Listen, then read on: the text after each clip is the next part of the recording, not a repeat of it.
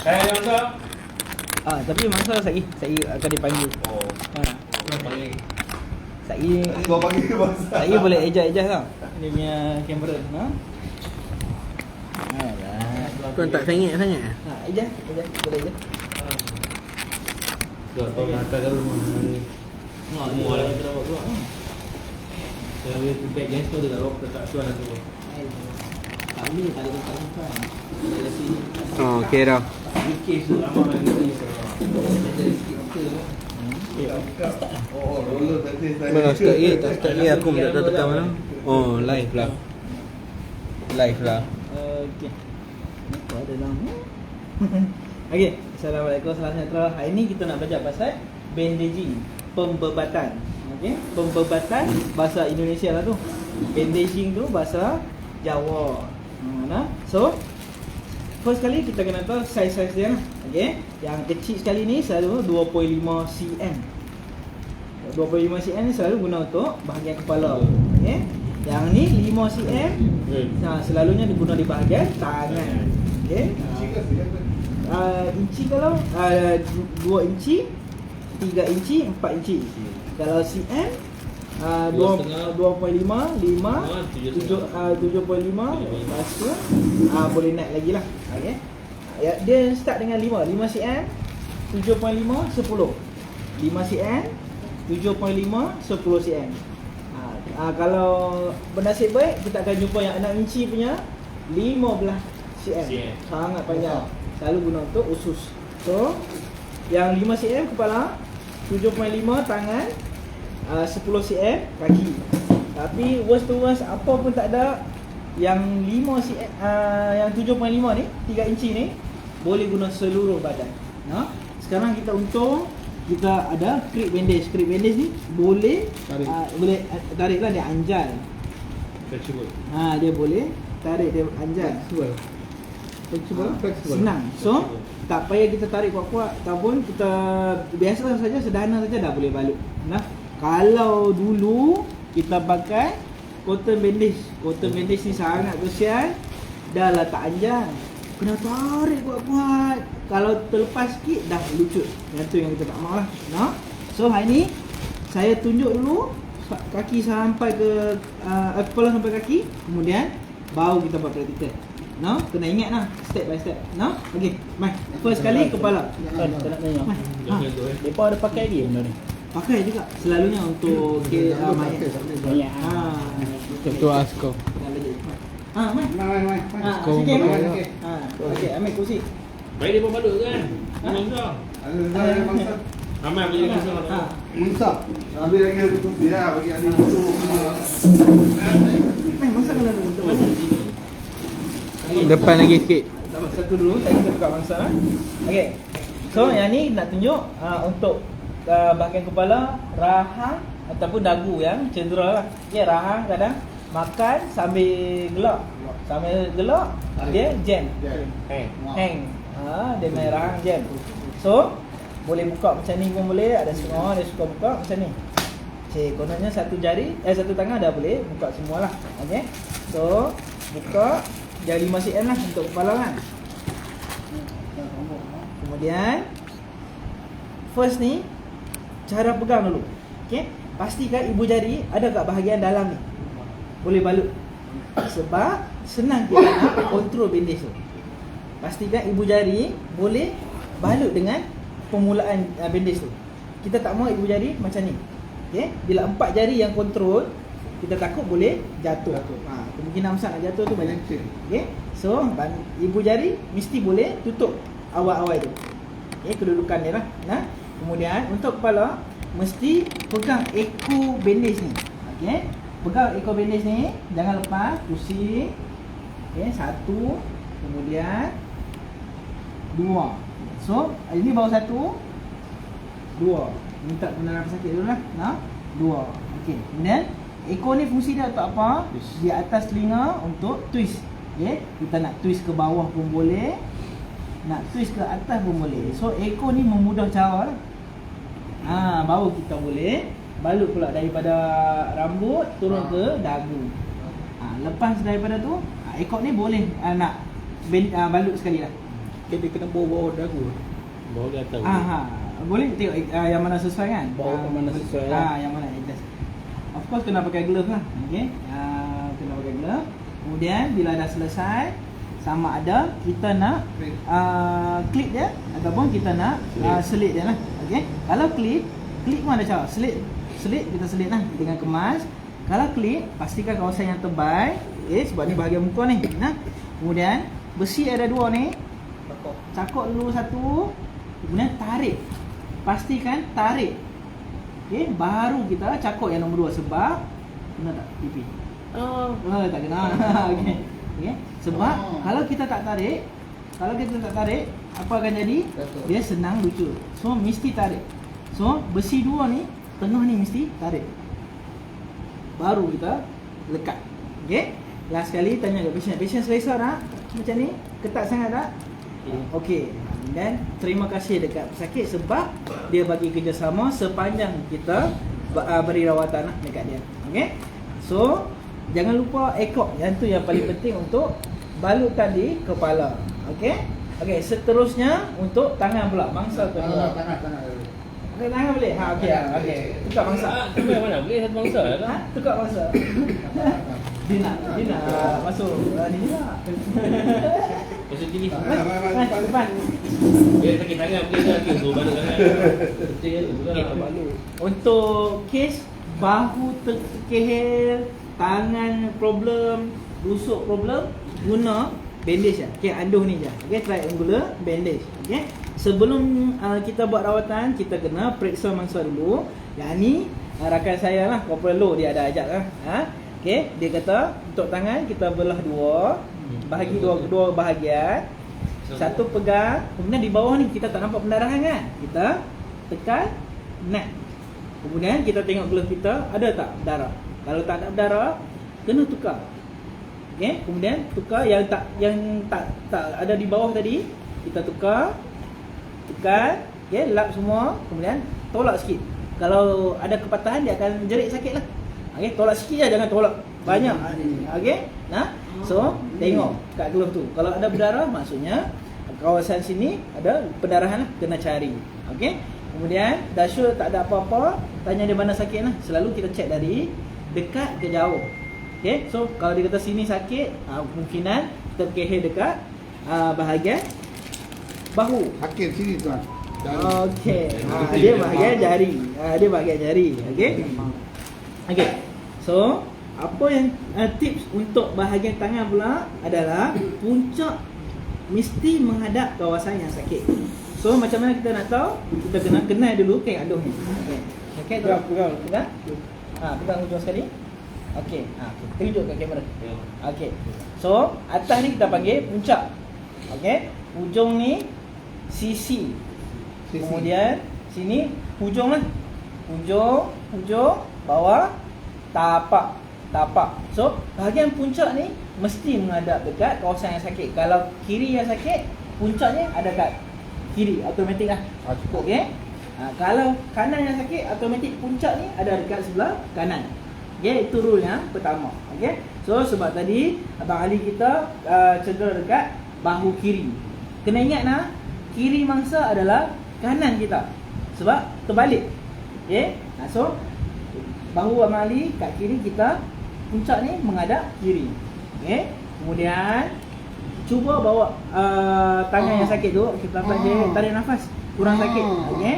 Kemudian letakkan tangan ni paras jantung ataupun lebih tinggi sedikit. Ikut kesesuaian lah. Kadang pesakit rasa sakit kan. Kemudian satu lagi naikkan ke atas. Kemudian kita habiskan dengan ikatan buku sila, simpul sila, reef knot. Ada panjang macam nama lah untuk dia. Okay. Cara ikatan mesti di bahagian kiri atau kanan. Jangan kat tengah-tengah. Sebab kat tengah-tengah ni banyak saluran darah besar. Ada 2 saluran darah besar yang daripada jantung ke otak. Kalau kita ikat dekat tengah-tengah ni, takut akan blok darah tu. So darah tak sampai ke otak dengan banyak lah. Ada roadblock kat tengah-tengah. So kiri boleh, kanan boleh. Okay. Kemudian cara ikatannya, kiri atas kanan, yang atas masuk, kanan atas kiri, yang atas masuk. Ada lebihan ni sembunyikan di celah-celah kain ni. Kita kemaskan. Okey. Kemudian sini pun kita kemaskan. Yang paling penting kena nampak jari pesakit. Okey. Tunjukkan Abang Ali bahagian kuku ni, sebab kita nak buat CRT, Capillary Refill Test. Tekan dia 1001, 1002, 1003, 1004, 1005. Lepas kita tengok berapa lama dia jadi pink. 1, 2. Bawah 2 saat normal lah sirkulasi darah dia. Kalau lebih dari 2 saat sirkulasi darah dia tak normal, tak bagus. Okey. Sama juga akhir sekali tanya pesakit, selesa tak macam ni? Tak selesa. Okey, jari pun sakit. So kita kena balut dekat jari sekali lah. Okey, sampai pesakit rasa selesa. Okey. Kalau rusuk pun sama. Rawatan ini juga tujuannya kita nak mengurangkan pergerakan dekat tulang. So bila kurang pergerakan, kurang sakit. Kalau rusuk kiri, kita balut yang kiri lah. Kalau rusuk kanan, kita balut yang kanan. Okey. So, yang seterusnya pula. Terima kasih nak Abang Ali nak. Habis dah. Okey, habis. Ha? Jari sampai. Ada last sekali. Ada. Tak boleh. Bangsa kena pakai. Okey. So, bangsa yang kedua kena ambil spinal board biru. Okey. Letak kat sini. Dia pun kena hidup nak. Sorry nak, dia ramai nak. Okey. Kepala dah, bahu dah, tangan dah. Okey. Balik. Okay. Bila kita cek mangsa ni, sebenarnya dia akan hantar kemalangan jalan raya. Bila sampai dekat perut, kita tekan sikit. Sakit tak dia? Okay. Kena make sure perut dia lembut. Boleh tekan masuk. Maksudnya ni lah chances pendarahan dalaman tu kurang lah. Kalau keras macam batu, keras macam lantai, dekat perut dia, maksudnya kemungkinan ada pendarahan dalaman. Kemudian sentuh sikit saja dekat bahagian sisi ni. Sentuh sikit, bila dia out saja, kemungkinan tulang pinggul dia sakit. Okey, ada kepatahan dan sebagainya. Okey, bahagian pelvic dah ni. Okey, tekan sikit ya. Okey, bila out saja, automatik ambil kain yang panjang yang ni. Saya suka blanket, saya suka bedsheet yang besar ni. Okey. Okay, so dengan partner saya, okay, kita ikat macam ni. Okay, boleh nak buat lock roll pun boleh. Nak masukkan dari kaki pun boleh. Jom kita masuk dari kaki. Cik, minta maaf cik. Tahan, tarik nafas. Okay, tarik sikit. Okay, tarik sikit. Okay. So, agak-agak di bawah tali pinggang di bahagian atas poket lah. Kalau uniform kita lah. Nah, kemudian kita tukar jadi X lah. Okay. Kemudian kita tarik sikit. Satu. Jadi titik. Sakit lagi ke? Sakit. Okay. Kalau sakit kita tarik lagi. Satu, dua. Okay. Kalau mangsa yang ni, yang batang pinggul ni, bila dia tak sakit, maksudnya pinggul dia dah kembali ke posisi asal. Dia tak terbuka macam dulu, macam yang sebelum tu lah. So, bila dia kembali ke posisi asal, untuk seorang saja akan masukkan. Okey, so ni Cik Jaya akan tolong masukkan. Okey, teknik ni kita panggil pelvic sling lah. Pelvic sling. Okey, kemudian untuk dapat saya boleh buat double. Okey, so Cik Jaya boleh buat double. Okey. Kemudian, okey. Bawa lah apa sakit dalam keadaan yang begini ke hospital untuk rawatan lanjut lah. Okey. Mereka panggil pakar tulang dan sebagainya. Okey. Boleh nak? Okey. So, terima kasih kat Cik Sakit. Okey. Adin jam ni Adin. Okey. Untuk batas tulang pinggul. Okey. Kemudian akhir sekali kat sini. Jangan buka ni. Okey, buka kasut. Buka kasut, buka stocking. Buka spender semua. Sakit kan? Sakit tak boleh buat apa? Sakit tak boleh buat apa? Satu je. Satu je. Okey, kadang sampai kat lokasi bila kita periksa pelvic okey, bila turun dekat kaki sama juga macam yang perlu tanya kat tadi. Okey, balik. Okey, kita bahagikan dua. Daripada pinggul ke lutut, lutut ke kaki. Okey, kita bahagi dua. Sama juga, satu di atas dan satu tangan lagi di bawah. Minta kebenaran lah. Okey, kita periksa kaki nak. Bawa sampai ke lutut. Kemudian tarik sikit. Kita nak tahu kalau ada patah sakit kan. Jerit dah selalu sakit lah. Okey. Kemudian tengok ada tak darah. Tak ada. Tukar pula tangan. Tangan ni pula di bawah. Tolak sampai hujung. Kemudian tolak ke atas sikit. Tengok ada pendarahan tak. Okey. Tengok ada pendarahan. Bila kita periksa tengok dia punya kecederaan di tengah-tengah betis ni. Okey. So untuk tulang panjang tangan dengan kaki, kalau cedera dekat tulang, kita kena ikat dua-dua sendi. Kalau cedera kat sendi pula, kita kena ikat dua-dua tulang di bawah dan atas dia. Okey. So bahagian yang ni tulang yang patah lah. So kita kena ikat dua-dua sendi. So macam mana kita nak ikat?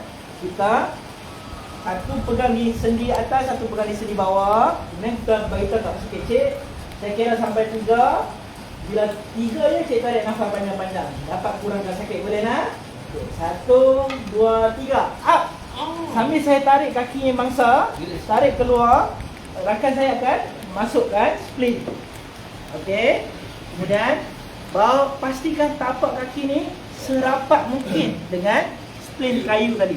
Okey. Kemudian okey, barulah kita ambil bandage yang saiz 4 inci tadi, 10 cm tadi. Okey, 10 cm. Kita boleh sama ada nak mula dari kaki dulu boleh ataupun di buku lali dulu pun boleh. Okey. Kalau mula di kaki 2 balutan juga. 2 balutan. Kemudian kita buat figure of 8. 8. Angka 8 di bahagian buku lali. Okey, angka 8. Kemudian kita teruskan di bahagian yang bawah sakit. Tadi dia sakit dekat tengah-tengah kan. So sekarang kita kena pergi kat bawah tempat sakit. Kemudian di tengah-tengah tempat sakit dan di bahagian atas sedikit kawasan yang sakit. So dekat balutan bahagian yang sakit tu dah 3 kali balutan lah. Kemudian dah habis dekat kawasan yang sakit, terus sampai ke hujung kayu tadi. Sampai ke hujung kayu tadi sebab bahagian kayu tu pun, yang hujung ni pun kena balut supaya dapat tampung lah. Baru kita panggil splint. Dia dapat kunci sendi 2 ni supaya tulang ni tak bergerak, tak sakit. Okey. So lebih kurang tekniknya macam tu. Kalau nak start daripada buku lali dulu pun boleh. Kalau kita start mesti dengan 2 balutan dulu. Kemudian buat angka 8. Kemudian terus ke tempat sakit, bawah, tengah, atas. Dah habis, kemudian terus ke hujung kayu, ikat sampai habis supaya kayu tadi dapat tampung kawasan yang cedera tadi. Okey, dah habis. Sama macam tangan tadi, kita check capillary refill. 1001, kita tekanan 1001, 1002, 1003, 1004, 1005. Tarik, tengok berapa saat dia jadi ping balik. Ni bawah 2 saat normal. Kalau lebih dari 2 saat tak normal lah. Tanya pesakit pula, cik selesa dah macam ni? Selesa. Selesa baru kita continue ke hospital. Kalau tak selesa, mungkin ketat sangat, kita kena longgarkan balik. Okey? Yang terakhir, okey, kena bagi Mr. Hidayat kita pula jadi model. Aman. Naik duduk mat. Okey, Azmi, thank you lah. Sama lah dengan rumah kafe yang. Okey. Last but not least lah. Okey, yang terakhir sekali, stump bandage. Stump bandage. Orang yang kaki atau tangan dia terputus, macam mana kita nak rawat dia, okey? Contoh, kita guna tangan yang sini lah, okey? Hidayat buat bentuk penumbuk, okey? Kita anggap tangan dia terputus. Okey? Terputus tangan dia, okey? Terlanggar kaca kereta ke, terputus dan sebagainya. Kemalangan tempat kerja ke, macam mana kita nak buat stump bandage? S-T-U-M-P. Stump bandage, okey? Macam mana nak buat? Mulakan dengan atas, kemudian kita pegang bawah. Okey, kemudian dua-dua ni kena pegang lah. Bawah dan atas kena pegang. Kemudian kita naik lagi atas. Kemudian turun balik bawah. Dah dapat 2 kali kan? Baru kita gulung dia. Okey, baru kita gulung dia. So So gulung sebanyak mungkin supaya pendarahan tu dapat dihentikan lah. Sebelum tu letak gauze banyak-banyak. Okay. So ini kita panggil stump bandage untuk tangan atau kaki yang dah terputus. Okay, bahagian kaki pun sama. Kalau contohlah patah, putus di bawah lutut, sama juga. Letak di bahagian atas, pusing ke bawah, naik atas, pusing ke bawah, baru kita balut supaya dapat kawal pendarahan. Okey. Kalau kes yang terputus ni, tangan yang dah terputus ni, dah tak sambung dengan kita ni, jari yang dah terputus ni, apa nak buat? Kita kena cari dua plastik. Okey. Dua plastik. Okey.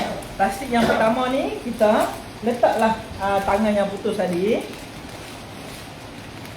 Okey. Kemudian kita ikat ketat-ketat.